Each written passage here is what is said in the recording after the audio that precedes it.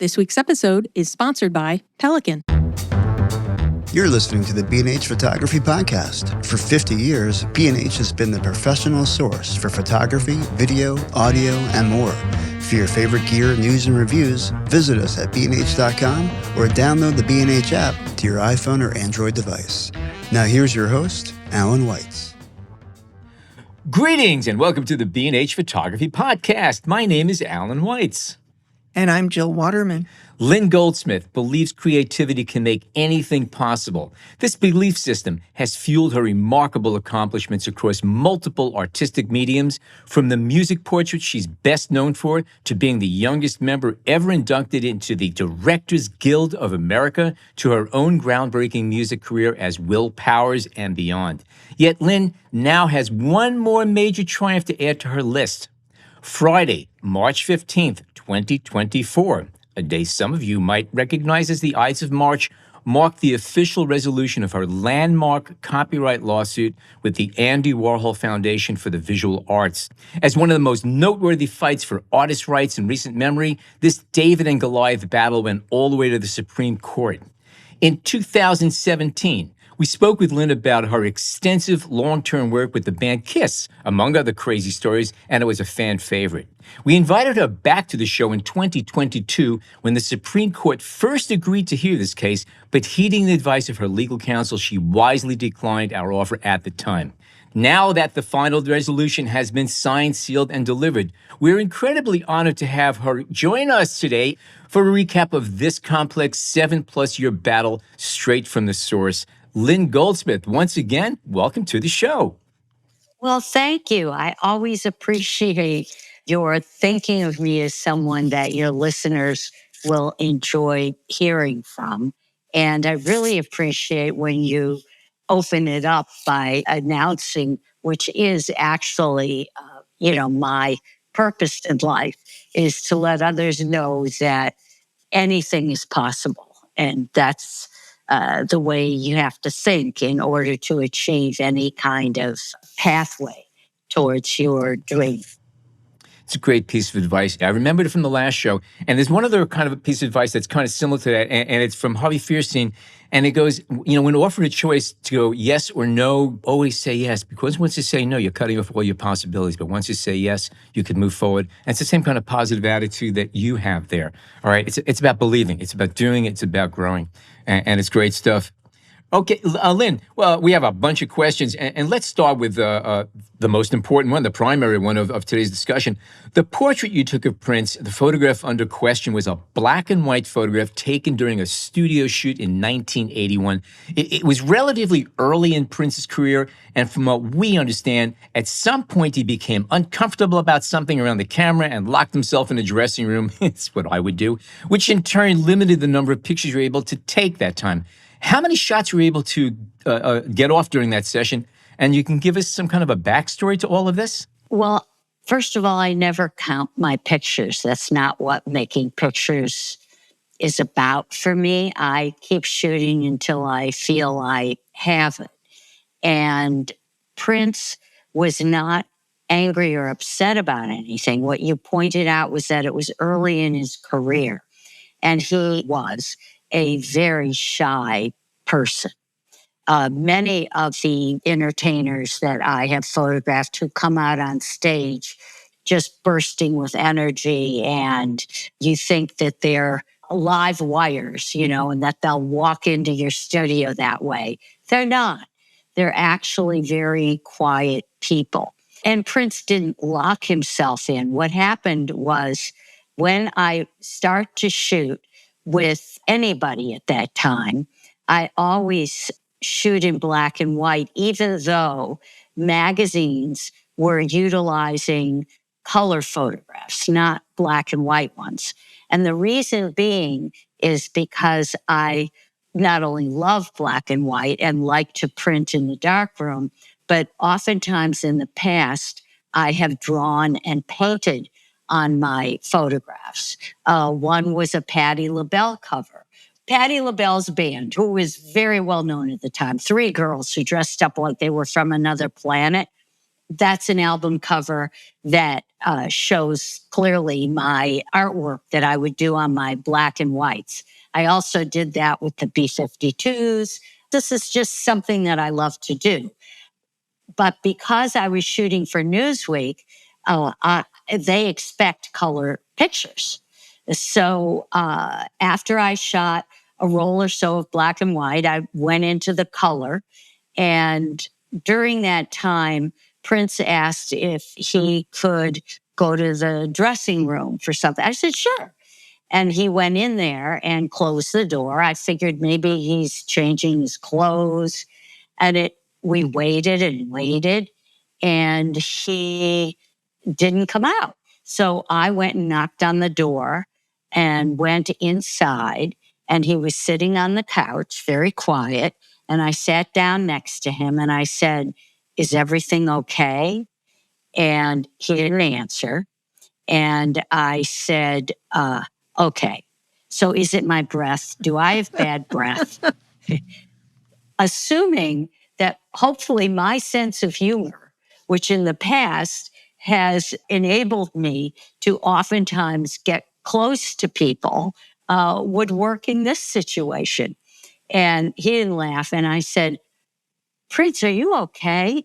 And he just looked at me, and he was just really nervous and scared. And I said, listen, I got enough. You don't have to do any more. I had shot a few rolls of color because when I do a studio shoot, obviously there's prep involved. So I light it for what for what I want to get.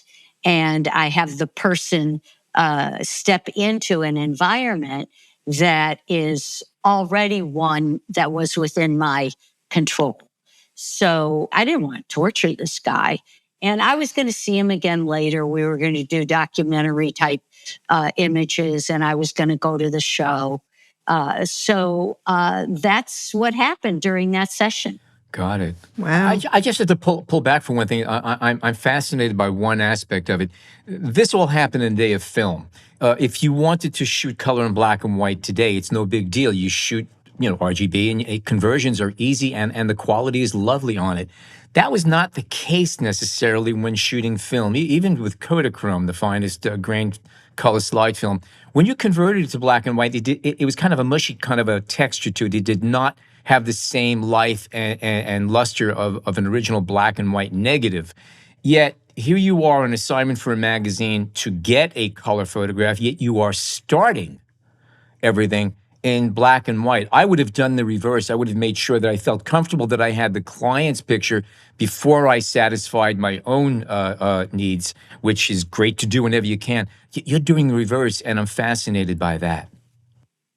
Well, the reason for doing that is because it takes time for a person who is not a model To warm up. Yeah. To feel comfortable. Yep. And so if I was doing an assignment for National Geographic and I'm out there, I'm shooting color. And when I have my color, then I will shoot black and white. So it really depended on what my purposes were. Gotcha. But you always shot both, right? That's something I didn't know about you until recently.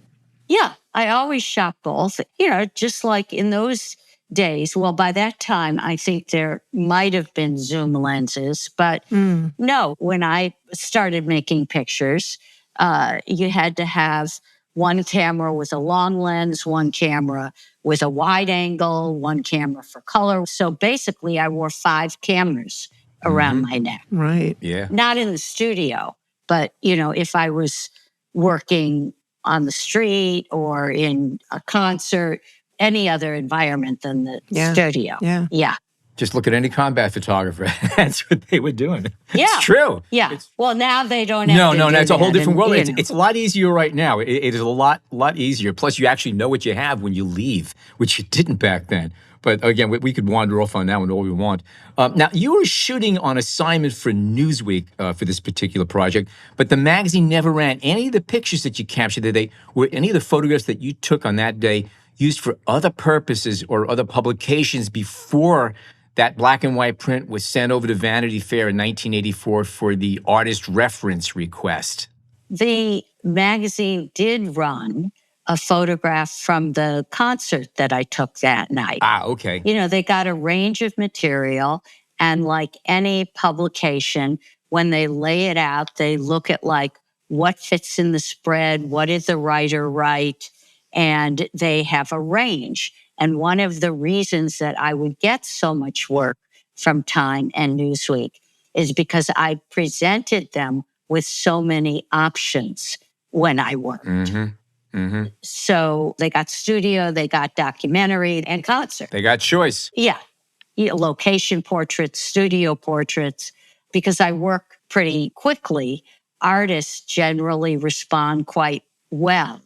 And we can make it fun if we keep it moving. Gotcha. Once Newsweek ran their story, it's common in the editorial world, because you don't get paid that much money, that you will place those pictures in other publications, which I did. So the color pictures had appeared in places, but the black and white, which I consider personal, stayed in my files.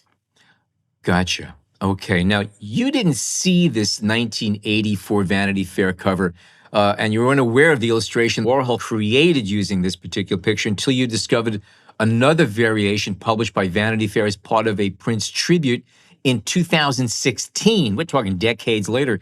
How long did it take you to realize Warhol had referenced your portrait and it tracked down the original license and other elements and sort of pieced all this together? In 1984, when Vanity Fair called the photo agency LGI that I owned, and it represented about 300 photographers, they asked for a submission of images to be considered for artist illustration. Now, this was a common practice in 1984 because the internet was not what it is now. And so publications from Rolling Stone to Esquire, a range of them would often call requesting images for artist illustration. So when Vanity Fair called, I assume they called for black and white because I do save all the paperwork, and I'll get on to that, okay? There were 25 employees at LGI. The person who handled that account obviously went in the files and submitted an 11 by 14 black and white image that I made in the darkroom that were in the drawers in my office. In 1984, I was very busy in Europe because at the end of 83, my Will Powers record had been released, and I had a top 10 single with a song called Kissing with Confidence. And I was touring and being in places. But even if I'd been in the USA, I don't look at every magazine which might have my pictures. My photographs are in publications by that point in time all over the world. And I'm just moving forward. So I never even knew that there was a license to Vanity Fair. Cut to 2016 when Prince dies. First, I see some things on the internet, and then I went to the grocery store and I saw what is called a bookazine. And it's often when someone dies, they put out something that is called a magazine, but is like a book of pictures and stories of one individual. That's what you find at the checkout counters in the grocery. That's where they usually stack them all. They're just staring at you as you're waiting for the person in front of you to find their coupons. Yeah. I took a picture of it and it looked familiar to me. There was just something, and I thought, I know those eyes. There's a lot of things I forget, but what I don't forget are the eyes of the people that I've photographed. And I put that picture into Google Images, and up came Vanity Fair's 1984 article. And so I went down into my archive of invoices because those are legal licenses of rights. And I looked under Vanity Fair, and there it was, an invoice for the use of one 11 by 14 black and white print for illustration to be used one time only in one print publication dated November, whatever it was, 1984. And my credit, Lynn Goldsmith, had to appear with the illustrators. And that was it. So when I looked at the Vanity Fair article online from 1984, my credit was there. In the federal court filing that the Warhol Foundation made, somebody wiped it out. It's not there. So then I went looking for my consignment forms, and I found that with the date on it, and that they had gotten this 11 by 14 for artist illustration. There was never any mention of that artist being Andy Warhol. And that was common. You know, when you submitted for Rolling Stone or Esquire, they didn't tell you the name of the illustrator. You know, they just said, we're going to use it for illustration because it's a different fee-based structure. I was just going to ask you about that. Now, again, if they're buying a photograph that's going to be used in the publication, be it as an insert or a cover or a spread, you get paid X amount of dollars. But if, say, an illustration is being used in that same size based on your photograph, you get a lesser fee. It's basically just a partial fee, correct? I wouldn't call it that. First of all, they're not buying, ththey're licensing. Yes, okay. Mm-hmm. Because an illustrator's job is to negotiate his own deal, right? Condé Nast certainly is not allowed to give rights that they don't have. And they certainly didn't have the right. It was very clear on the invoice, which is the license of rights, that it could only be used one time in one print publication. And my invoices even used to say how it can't be kept in the files. There's a range of things. You can't do this, you can't do that. You can't reprint ever without our permission. It goes on, just to make it clear what the fee entitles them to do. Anyway, when I had the invoice and the consignment form in hand and scanned them, I called up the Warhol Foundation and spoke with a very nice person, explained that it had just come to my attention that my photograph has been used, I believe, without my permission. And I'm sending them in email a copy of the licenses, a copy of the consignment form, and I would like to have a talk with them about how we can come to an amicable resolving. And then I heard back from them that they wanted to know what I wanted. Now, this is not unusual when people use your work. You know, I come from a place where first I do whatever it is I can to amicably resolve it because, you know, the infringing parties might not even really know they infringed. And you try to work it out. And so they asked me what I wanted. And I said, I didn't think we should have that conversation until I knew all of the different uses that were made of it. I had no idea who else they'd licensed it to, if they made artwork out of it. Like, why don't you just put together a list that's complete so that when we have our conversation and hopefully we come to an agreement, there won't be anything else out there that I would find which would make me come back to you.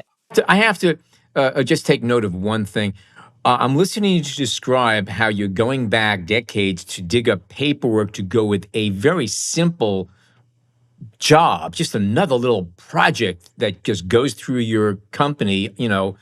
It's small, it's nothing major. Yet you had all this paperwork on it. And I'm really curious to know what percentage of our listeners, those who actually do this for a living, create content for a living, photography, illustration, be whatever it is, would be able to go back in their files as far back as you did and retrieve very detailed contracts and licensing agreements that you can come back with. I would say that maybe 10%, 15% would be able to do that. I mean, that says a lot about you and your methodology. And again, that's what being a professional is. It's noteworthy. Well, it's not just being a professional. First of all, these are times where most photographers are syndicated by an agency and they don't really know the legal language, the rights that the agency has given to the user. They only know where their image is sold and how much they're getting for it. I never wanted to go down that path. It's not a matter of the money or anything else, especially when you do celebrity portraiture. I care a great deal about where those images are being licensed to, what the rights are, because I feel a responsibility to the people who have stood in front of my camera and trusted me. And so that's one aspect of it. The other aspect is I feel that when you make work, which is the enjoyable part, that you need to take care of it. It's not unlike what I would imagine women who bear children feel. You had a kid, take care of it. You might not want to, be picking them up from school every day because you've got other things you want to do. But you take care of it. And I have always felt that I needed to be respectful to the work. Yeah. And so that motivated me to save every license and to be able to control where they would go and how they would be used. Understood. But by the way, I think it's important to take note, in case there's any confusion, that all of these actions were taken by the Warhol Foundation, not by Andy Warhol himself, who passed away in 1987. And correct me if I'm wrong, but if anything, you and Andy were friends, and you personally believe that he never would have taken the legal action that his foundation did. Namely, after all of this trying to make nice with them, they turned around and sued you, filing a preemptive lawsuit in the New York federal court on the basis of the fair use doctrine. And then you turned around and countersued them. What was the time frame, and can you just fill us in on all this? So where I left off was I'm waiting to get a list of the variety of uses so that we can have this conversation. And we are now living in a time where if you sue another person, that person has to retain legal help to respond. And many individuals are afraid, and I can't blame them, of what those legal costs might amount to. And so they either walk away or they shut up, they go away. And I was getting madder and madder at that because I felt it was happening more and more. I felt like I grew up at a different period of time in American history where lawsuits were not being thrown everywhere at people to get them to settle or to get them to walk away. And, it was a surprise to me. I was waiting to talk with them, but they filed what's called a preemptive lawsuit. And in that lawsuit, they said some things in that federal court filing that really pushed my buttons. My buttons were already pushed because those documents go out to the press everywhere around the world.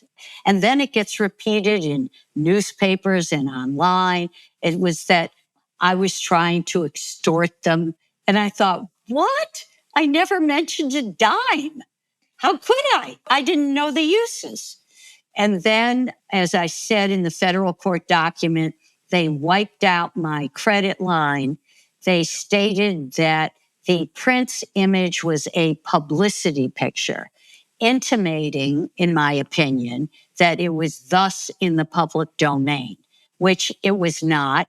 And they knew it wasn't a publicity picture because they'd gotten both my invoice and in the consignment form. And so there were a number of things in that federal court filing that I just said, no more bullying, no more lies. It seems like nobody knows what truth is anymore. Well, one question I just want to ask quickly. You mentioned that they said that it was a publicity still, therefore it's open season. Is that true? If you shot that and it was being used as a publicity, would this have been just a moot point? Yes and no. I'll explain. There are photographers who worked for, whether it's movie companies or record labels, did what's called work for hire, in which case they don't own their work. Okay. But on the photographs of mine, of which there are quite a few that were used as publicity pictures, the license, depending on the fee, because the more rights, the higher the fee. Generally speaking, read for use for 1 year in connection with this particular named album. So there was a time limit on it, and that my credit had to be there. Sometimes it was left off and I would send a notice, but all those records were kept. So I have never done a work for hire. And my images, which have been licensed for publicity, or if I have been hired to do a publicity picture, then in the agreement of my hire, it very clearly tells what the rights are. Bottom line is many photographers have resisted focusing on the business aspect of making art. And they just sort of want to be published, or they want to make friends with somebody. I don't know. I'm not them. But it's very difficult because particularly in these days, so many photographers do that. The buyers seem to think or want you to believe that that's normal.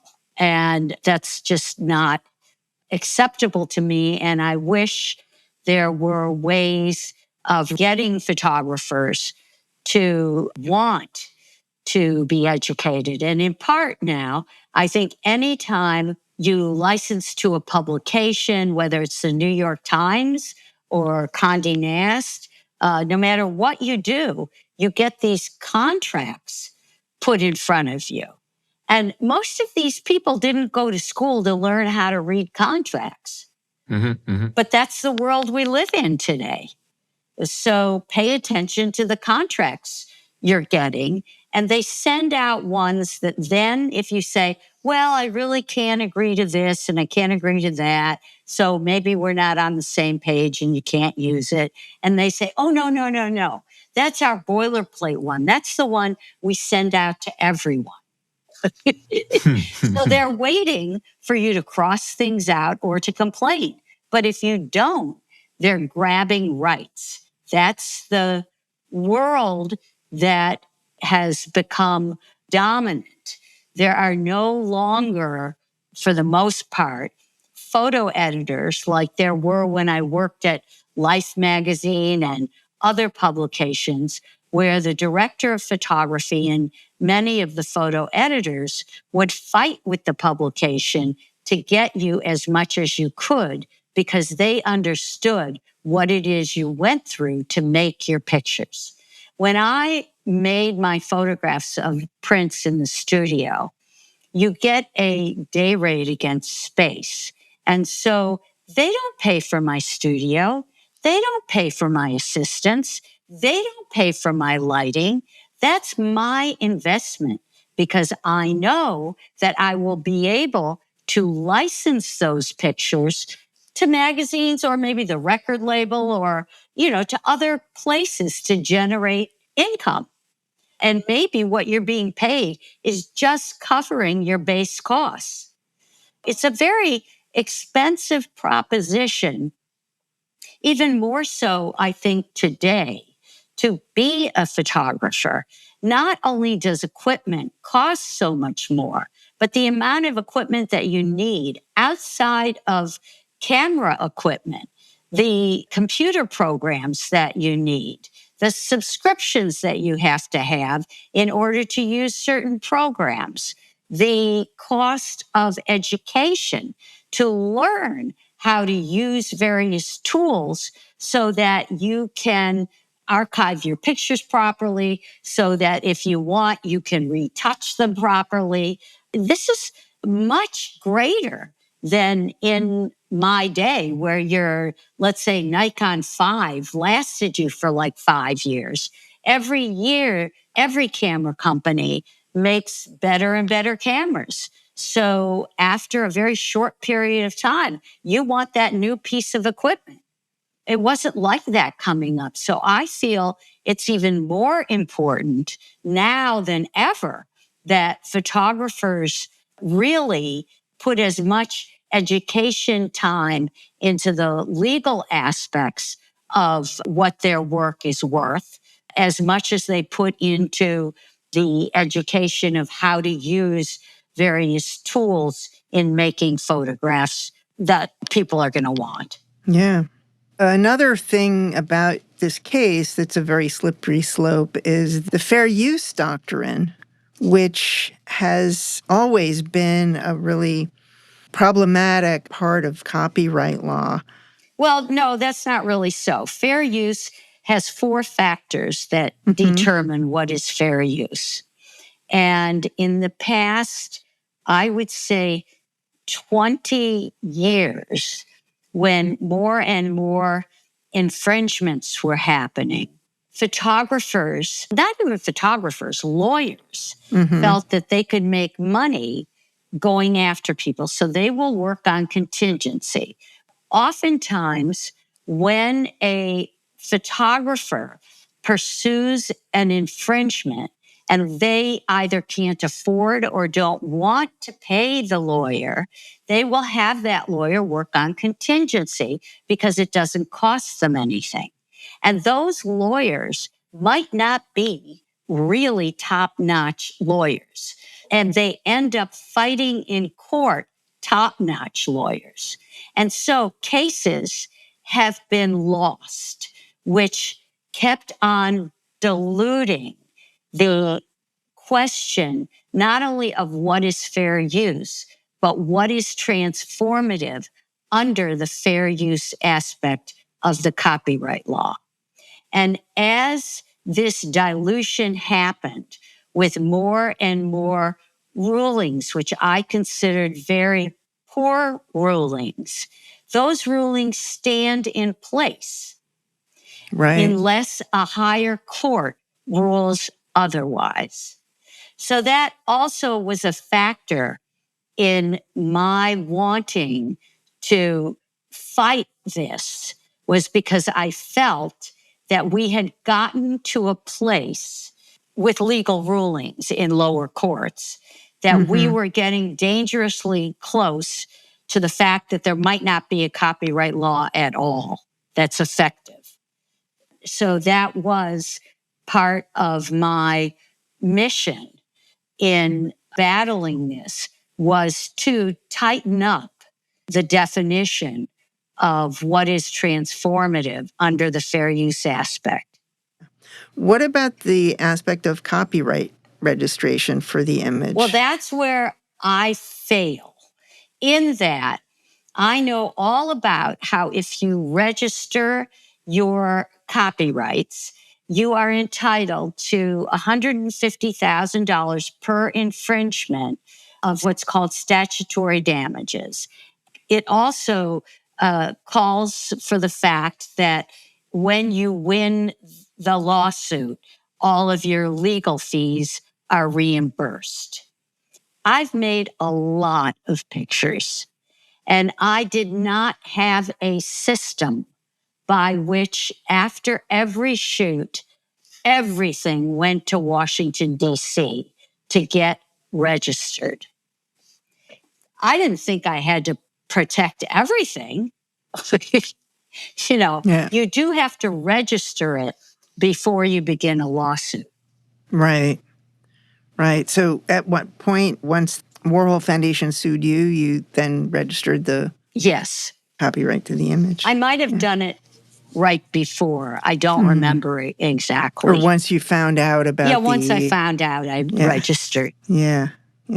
But I registered it too late to be able to get. Well, you had to register it as a published work rather than an unpublished work, correct? Well, it's questionable. It was an illustration. Right. However, he did do drawings and other things that look more like tracings, and just black and white without any of the color that he's known for adding. Right. Yeah. All right, this seems like an excellent time to take a short break for traffic and weather, and we come back more with Lynn Goldsmith and all of this legal stuff having to do with photography and how to protect oneself. Stay tuned.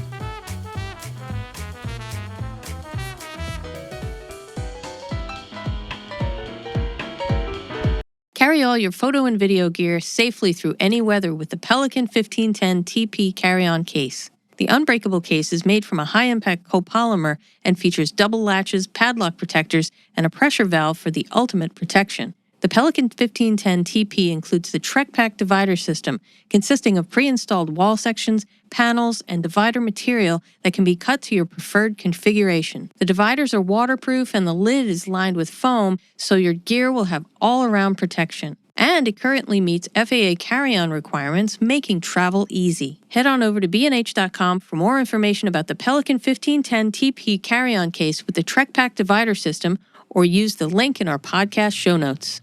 Okay, we are back with Lynn Goldsmith, and we're talking about her legal entanglements with a photograph she took of Prince many years ago that was reused without her permission by the Andy Warhol Foundation. So, Lynn, what did you do after you got that federal lawsuit filing? This wasn't just a little, let's go and take care of this for under $3,000. We can go and get our money and leave. This was a big deal. So what happened after that? What was your next move? Well, I called them up and said, what's going on? And I said that I guess at this point, it wasn't going to be me just speaking with them, and that I wanted them to know that my attorney, Joel Hecker, would be in touch with them to hopefully figure this out. I was in Colorado at the time. The Andy Warhol Foundation is in New York, as is Joel Hecker. And I said to them, if Joel comes up there to have a meeting with you, I don't want you to perceive it that I'm being hostile. I want you to know that he's there to speak on my behalf, and that I do think I need to have a lawyer there, but I'm not there anyway, so someone has to come. And they said, sure, they would meet with Joel. And Joel called me when he was in a meeting with them about how to resolve this. And they said that they were willing to drop the lawsuit against me if I would accept, I think it was $15,000, and give them my copyright. Ooh. So, Really? Wow. well, that's what I was trying to explain to you. This is the world now. And what happens is they try to scare you with legal fees. So, on top of that, they also said that should I not take the deal, that I should know that they would fight this all the way to the Supreme Court. So that even if I won in federal court, they would appeal and they would continue to appeal. And, that was basically saying to me, we are a very rich foundation. And I asked Joel at the time, how much did he think would it cost to go all the way to the Supreme Court? And he said it was like in the millions. And I felt like I had to fight this. And I thought about it. And as a big fan of GoFundMe.com, because I think that site has created not only awareness of whether it's products, but people in need, a range of things. So I thought, I'm really sick of people just taking rights. I'm sick of this bullying. And so I'm going to look up how many professional photographers there are in this country alone. And the information that I got was 190,000. And I thought, I'll start a GoFundMe. And if I can get everybody to give like $10, just of the professional photographers, much less other kinds of artists, because this affects particularly visual artists, because nowadays it's so easy to take anything off of the internet. And so I thought, in my Pollyanna way, that I would start this GoFundMe and point out to photographers and everybody else who's interested on my GoFundMe, not only what this means, but how easy it is for the work to be taken and how that not only affects you, but affects your heirs. So I said, well, I'm going for it, Joel. Feeling like, oh yeah, I'm going to be, I'm going to be like Nan Golden, who got the Sackler name removed from all the museums and fought the good fight. And I thought I'd be able to do that. I'm laughing because I worked so hard at that. And by the time I was 7 years into it, I had 150 donors. Since I have won the case, I think there's about 370. But I always made clear that the contribution that anyone made was to pay for legal fees that I felt was our fight. And that in getting into this, because I had been warned by Joel, much less I checked with other lawyers, that I was beyond the statute of limitations to get anything on the paintings, which I knew now existed because in the federal court filing, they have pictures of 16 of them. Until I saw the federal court filing, I did not know what they had. So there was no way my legal costs would be reimbursed because I didn't register in a timely way. And there was no way that even if I did win, I would be able to recoup the legal fees. But I thought if I could get even more than 190,000, we can create a legal fund, which will help photographers like myself who are being more or less bullied by deep-pocketed corporations, foundations, individuals to stand up for their rights. And unfortunately, I thought there was a photographer community. I don't anymore. And that was the most disheartening thing about the whole process, realizing that the way that most photographers, much less visual artists, unlike musicians, unlike writers who have unions that join together, that what we have is the small kind of groups that we have, whether it's ASMP, that at the time the lawsuit started was only 4,000 members, or WPPI, who has 40,000 members. You know, what I did in going to these organizations was really present a letter, which my lawyers had approved, which explained what was going on and why I wanted them to go to the GoFundMe and to donate $10. I was not asking WPPI or any organization for money unless they want to give money. I'll take it.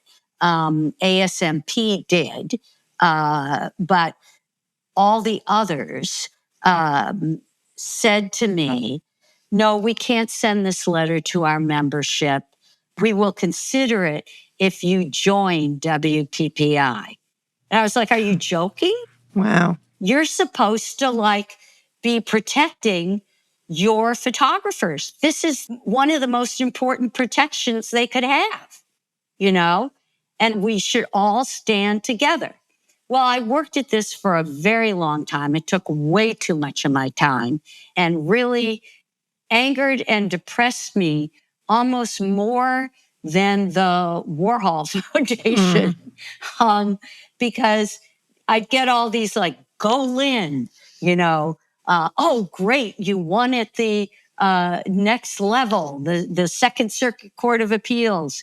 Yeah. And it's like, thanks for your thanks. But where's your contribution? Were you standing with me? And I still feel that way.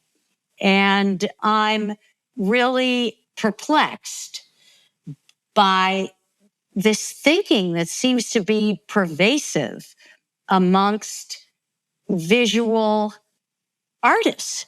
It boggles my mind because if you don't stand up for your rights, you lose them. Musicians knew this with sampling. There are examples in every other art form. And the reason photographers, in my opinion, oftentimes get taken advantage of is bizarre to me, because it doesn't have to exist if they really just all stood together for their rights. And there was a much clearer pathway for them to follow if they were to be in the unfortunate situation that I was. So what were the details of the Warhol Foundation lawsuit? Weren't there multiple rounds? The first federal court case, I lost. And the judgment that the court ruled was that when Judge Kodal looked at the Warhol, he saw a Warhol. But when he looked at my photograph, he saw a vulnerable human being. And so I lost. Now, on the one hand, losing to what I consider to be a decision that is not a legal one, it's one that is based on a person's artistic interpretation. It's very Well, the good part it's a weird about thing. that was it clearly gave me rights for an appeal. Right. So that was good. Okay. And even if I had won, the Warhol Foundation was going to appeal it. Right. So at that point, I was $400,000 into legal expenses on the case, having nothing to do with the amount of time, angst, and everything else that I went through. So my husband wanted me to drop it. Every person that I called, including co-rentmeister who had taken his case up to the Supreme Court and lost. Everyone was said, Lynn, get out, stop. There wasn't one person who said, Lynn, keep fighting this. And the GoFundMe was, at that point, $10,000. So when I'm thinking about, okay, if I move forward with an appeal, this is what it's going to cost. My husband's telling me he could have a heart attack. We mortgaged our house. As all of that is going on in my mind, the Warhol Foundation issues another lawsuit against me for their legal fees. Now, Yikes. I would assume, because I had a deal, if my legal fees were $400,000, that their legal fees had to be $1 million. Mm-hmm. Yeah. And I asked Joel, in this lawsuit against me for their legal fees, who would decide if they win or not? And he said, Judge Kodal. Yikes. So I said, okay, well, we're going to appeal. Yeah. So we appealed, and that went to the Second Circuit Court of Appeals. And in the Second Circuit Court of Appeals, which was very good for photography, they not only ruled for me in behalf of all 4 factors of fair use, but they ruled all 12 of them. No, first there were 9. There are 9 judges at the Second Circuit Court of Appeals. And they all ruled, if all these documents, by the way, are of public record. And their ruling was fantastic. And it meant that on the books for all the lower cases that would come in, the federal court faces for all photographers, whatever, that I had established a guideline under fair use. Now, the Warhol Foundation appealed that. And where you go from the Second Circuit Court of Appeals of 9 judges to the court of 12 judges, that costs more money. And all along, I was very clear that part of their game was to money me out and wear me down. They were doing a good job.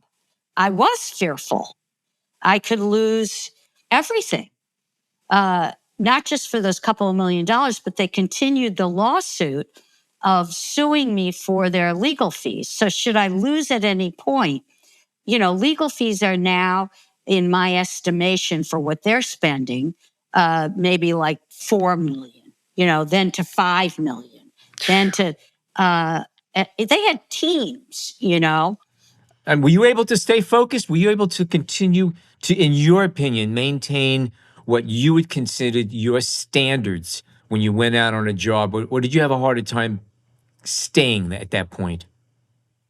No, I love making work. So that's I would think that would be a distraction. Yeah, exactly. Yeah, definitely. To do anything that you love doing is a pleasure. The other things, I don't like being angry or hateful. It's not a good feeling. And I was really more angry at the community of photographers. Due to apathy? It's saying they're apathetic is like being nice to them. It's so irresponsible. There are people who were fantastic supporters, trying to support in every way they could, not only with money, but with calling their contacts to try to do press things. I know a lot of people in the press, and the press wanted to stay away from it. They don't want to be sued by Warhol. Photo District News wouldn't do anything on it. I tried to get press on the GoFundMe. The Copyright Alliance wouldn't get on board or do anything. By the end, they did write an amicus brief. But along the way, No, it was like, because we have someone from ARS who licenses the Warhol Foundation on our board, or the Warhol Foundation gives money to this organization or that organization. So I was very much dealing with not only an opponent who was incredibly well funded, they're the richest arts foundation in the world, but they're also the most powerful. They're known for their lawsuits. People are afraid of them. Museums are afraid of them. I mean, I would hear people, all kinds of people tell me stories, and it was just unbelievable to me. But it didn't surprise me in the world that we currently live in, where they just see this as a game. They don't see it like I do, a moral thing of what's right and what's wrong. So to have people like Beverly Ornstein and Howard Schatz supporting me the way that they did, there were a handful. Andy Katz, I'm mentioning these photographers, there were a handful of them who tried to make things happen. And even forget giving money. It's like, could you write about this on your social networks? Could you share this information? It's kind of like they thought, oh, that's Lynn's problem. Or they would say, oh, Lynn sued them to make money because she's just after money. I can't even respond to that. It's so stupid. So I have a question related to, you were talking about people, in the photography press being fearful about going up against the Warhol Foundation. But from what I understand, at the same time, there was the art press that was reporting about the lawsuit, and their reporting had misinformation or was slanted towards the Warhol Foundation. Absolutely. One would have to think that when you're as big as the Warhol Foundation, you have publicists and you want people to think well of you. And so you pay your publicists. I'm not saying they did this because I don't know that they did, but it would seem to me that they were trying to make sure that their public face was represented in the best light possible for them. So when art news, Art in America reported things, they didn't fact check with me. And there were statements in there that were totally inaccurate. I mean, even just now, we had to get a retraction. One was Reuters, and the other one was Art News, where they reported that I knew from the beginning and had authorized Andy to do what he did with my photograph. That's totally not true. And when my lawyer contacted them, they said, oh, we left out the word not, that she did not know. Oh, boy. It's unbelievable. And then there would be things like the New York Times ran an article which was written by a person who is actually the official biographer for the Warhol Foundation of Andy. So I wrote to the New York Times and explained which sentences I thought were inaccurate and asked that they should make it clear to their readers when it's a writer that has a connection to the Warhol Foundation. And I never heard back from them, and they didn't publish that. And then the second time, which was years later after the Second Circuit Court of Appeals, they hired the same writer who wrote another article which was inaccurate. And so those are the kind of things that I would go through. But I accept that I live in a world where not only can that happen, but oftentimes well-intentioned reporters have deadlines and they're moving quickly. And it's not like the old days where people really fact-checked. I think the only one that got the story right during the whole 7 years was the Wall Street Journal. who fact-checked with me. So it's the world that we live in where we keep on questioning what is truth. And part of that is used by individuals to grab power. And so I just felt that no matter what, I had to risk everything because there was no way I could look in the mirror and feel like I could pass from this world proudly if I didn't fight it. Let's switch over to the Supreme Court rulings and everything that went on over there. Just a couple of points. Were you in attendance before the court during the Supreme Court oral arguments? Were you able to? Yes. Okay, so you were there. You were able to see and hear everything that was going on. Absolutely. Okay, all right. Also, the Supreme Court ruled in a 7-2 decision in your favor, with the only dissenting parties being Judges Roberts and Kagan. What did you make of the arguments behind this dissent? With Chief Justice Roberts, from how he asked questions and made statements, I was clear that he was not going to be supportive to me. He said things, which is in the transcripts. It's like how Andy Warhol is in museums and I'm not.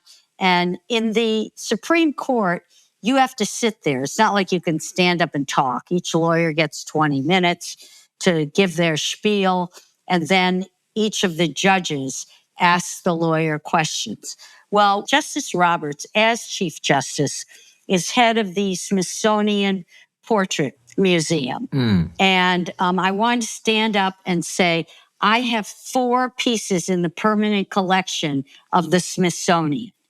So you're sitting on this bench saying that, like, oh, well, Andy's in museums and Lynn, what's Lynn?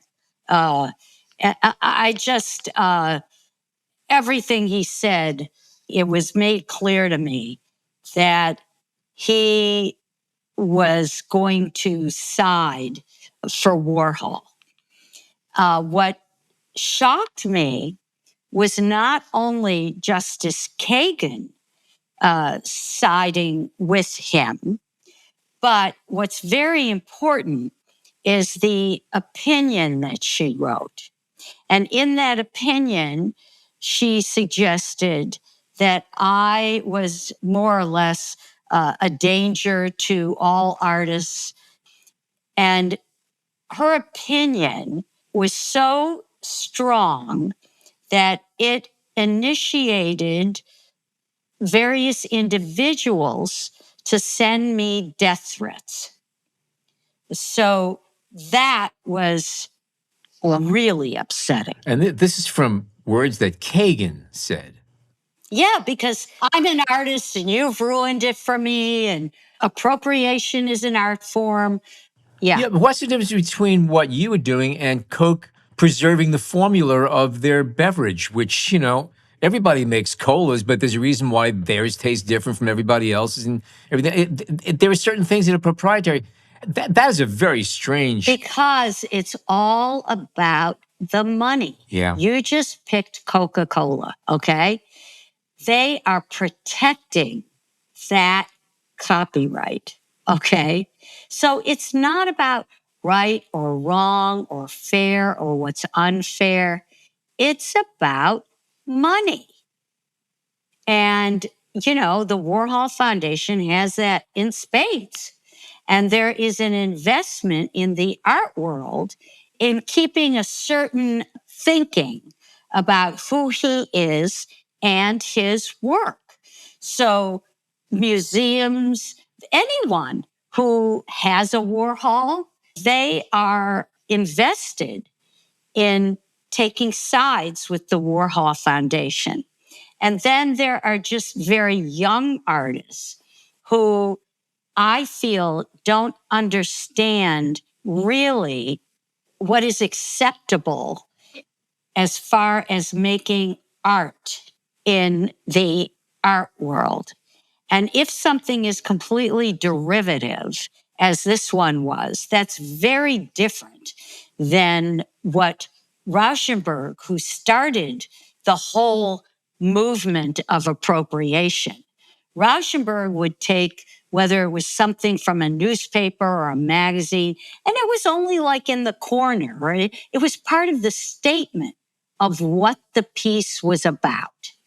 The Warhol Foundation kept pushing the idea that Andy Warhol was a great artist, and this work represented him making icons out of people.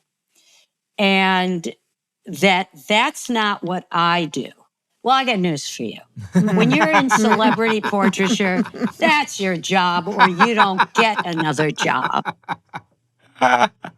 Points taken. So now this was all about money, as you keep saying, and you won. Still in all, are you in the hole from this thing? Yeah. You are still, despite the fact that you won, you are still in a hole from this whole thing. Oh, yeah, a big hole. Yeah. Uh-huh. Well, listen, listeners, there's a listener for a reason, okay? This is something you have to take seriously. This is something that affects all of, even if you're not a professional, all right? You're taking pictures. You still believe in the craft of it. It's the kind of thing where it pays here to contribute. And usually we save this kind of stuff for the end, but I'm going to say it right now. You got a few extra dollars, okay, for the cost of a couple of coffees at a high-end coffee shop, all right? Send some money into this, okay? This is important. Well, I appreciate that. But the other thing, too, is that they should be sharing about it on their own social networks, because people need to get educated. How I looked at this and the money that has been spent, when this started, and Joel said this to me, when they made that, what I consider to be threat of, take our offer or we'll fight you all the way to the Supreme Court and that will cost you millions. Joel said, Lynn, you're 69. Do you really want to spend the next X number of years fighting this thing? They'll keep you in court, right? And I said, no, I don't really want to, but I'm gonna. And so how I look at it is I might have left that money to, I don't know, Greenpeace or to a university or whatever. So, okay. So instead, it's been spent while I'm alive. But I wouldn't turn the clock back and change that decision based on money. I feel very proud that I stood and fought and that I won. And that now there have been cases that have been ruled on that the photographer, the artist, it has gone in their favor due to the ruling that took place in my case. And that has been posted by various people. I read about one on Profoto Daily. And not long after my ruling, there was a ruling in regards to AI that was based on the ruling that came down in the Warhol Goldsmith case. And that was in favor of us. So if I have some kind of legacy at all, then I think that's a pretty good one. Yeah, you're part of case law. Now, you brought up something that we kind of tagged on to the very, very end that I'd like to touch on. And you mentioned AI, and copyright law and infringement is arm in arm with this, hand in hand. Do you have any thoughts about how the AI situation is evolving, and just any thoughts you might have on it? Well, as an artist, I'm really intrigued with AI and want to play with the tools that are there to see what can I make, what can I do. And I'm fascinated looking at other photographers' work where they never even used a camera. They know about photography. One was a food photographer. I think his name is Jonas Peterson on Instagram. But there's nothing real about the pictures. And I did a self-portrait series where nothing was really real, but I did it with photographs and blended them. I did it a long time ago. So that whole idea of the possibilities which AI can give to artists is really exciting. But then how do you deal with the amount of information, the amount of images that needs to be absorbed into an AI program so that you can make those creations? And then, is that creation yours? The courts ruled at first nothing created with AI, can be copyrighted. So, I think it will be a very interesting future. I have no idea where it's all going. And I have to say that I'm really glad that in all likelihood, I will no longer be on this planet in my body to deal with all of this. Yeah. There's a lot there, and we've it's been a hot topic on this particular show for a while now. And I've mentioned a few times that a lot of photographers, rightfully so, have what to fear about AI. But I would say that if you're an illustrator, you have even more to fear because AI is pure illustration, whereas photography still can be something where it's kind of locked into a reality, whereas illustration is folly and fantasy to begin with, and this is just perfect for it. So, but yeah, it's a whole new can of worms that we got to deal with here. Well, it has to do with, once again, we always get back to what's moral, what's right, what's wrong. Yeah. And so AI, not just the arts, but in everything, can either be incredibly dangerous if in the wrong hands, someone with ill intent, or it can be used in an incredibly positive way. What will happen with AI has a lot to do with who we are as human beings. Yeah. And that's what scares me. Mm-hmm. And the decisions that are made going forward in the courts, which one does not have that much confidence in these days. When I knew I was headed to the Supreme Court, I really had to keep in mind that if anyone was to fight this fight, that I was one of the better suited for it, based on being a woman who oftentimes is not thought to be a person of strength and fortitude because she's female.